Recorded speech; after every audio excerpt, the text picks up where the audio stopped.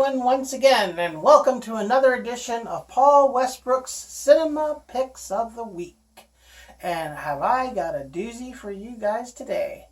Yes, does anybody remember back in 1985 when a little movie starring Michael J. Fox, Leah Thompson, Christopher Lloyd, and Tom Wilson called Back to the Future was in theaters? You do, I hope.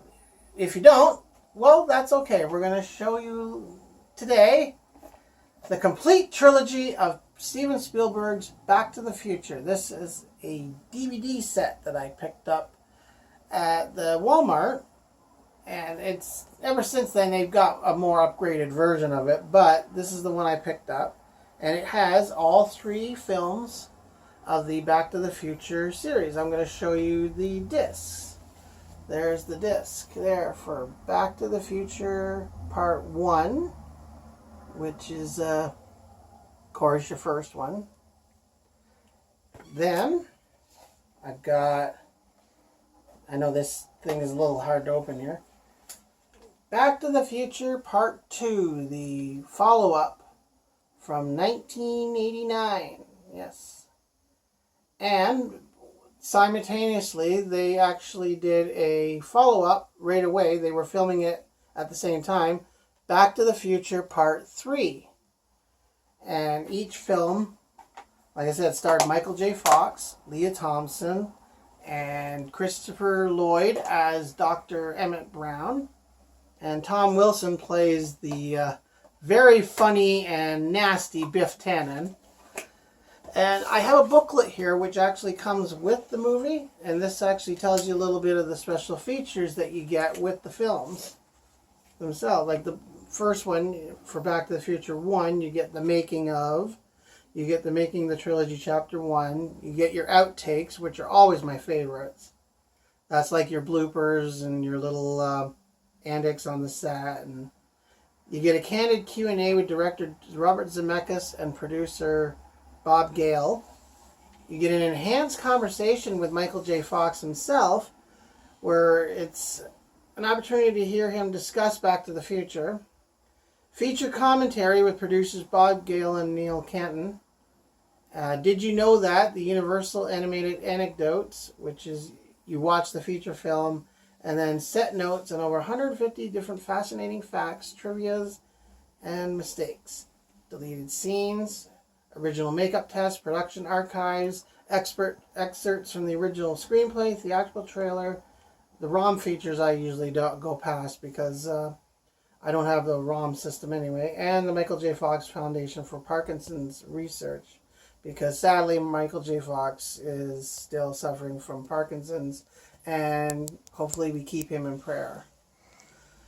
Bonus features for Part 2 is like your standard making ofs and your writers, producers discussing the filmmaking process, your outtakes, and all the different, the commentary, another Q&A session, deleted scenes, hoverboard test, evolution of visual effects shots, production archives, Huey Lewis and the News Power of Love music video, which actually was very famous when the movie first came out, and the theatrical trailer. And again, we avoid the DVD ROMs. In Back to the Future Part 3, you get, again, once more, your making of, Making the Trilogy Chapter 3, designing the town of Hill Valley, because in this one, number 3 was a Western. So they had to redesign the entire town to make it look like a frontier community. Designing the campaign, outtakes, candid Q&A, feature commentary, Did You Know That? Animated anecdotes, deleted scenes, production archives, secrets to the Back to the Future trilogy. ZZ Top did a music video called Double Back, most frequently asked questions answered, theatrical trailer. So yeah, you get a load of features for the price that you paid for this, which I believe I paid $29.99 plus tax, which would have come to about $31, $32 exactly. So it's a good deal. Like, I mean, you're getting 3 movies, you're getting all these bonus features. And yeah, Back to the Future 1, I think, was the best one. That's the one where Marty goes back to 1955 to sort of have his parents meet, and then he meets the Doc for the first time. And Biff, of course, he encounters Biff, who was a bit of a jerk in the movie. Part 2, you got him going with the Doc to 2015, which we are 5 years now past that. And he meets his kids. Biff is an old man. He has a grandson named Griff.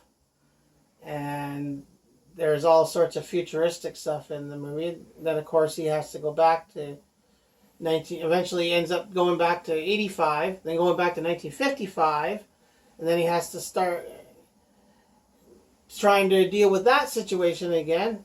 And then, of course, in the Back to the Future 3, then Marty goes to the Old West because the Doc apparently is back in the Old West, which is Hill Valley back in 1885. See how confusing it gets sometimes? And then he has to run afoul of Buford Mad Dog Tannen, which is Biff's ancestor. So he has to deal with him.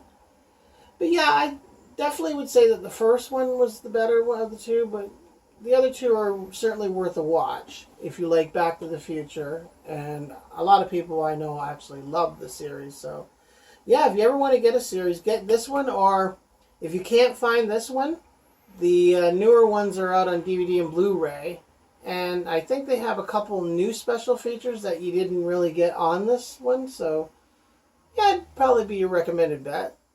So, Back to the Future, there it is. And again, this is Paul Westbrook saying to like and subscribe to the channel, and to write some more of your comments down below, and hopefully we can get back to you on some of them. And I know my sister usually likes to respond to a few of them too. So she does the camera work, so you got to thank my sister Linda May for that. And yeah, reminding you once again that I'll be seeing you at the movies. Good night, everyone.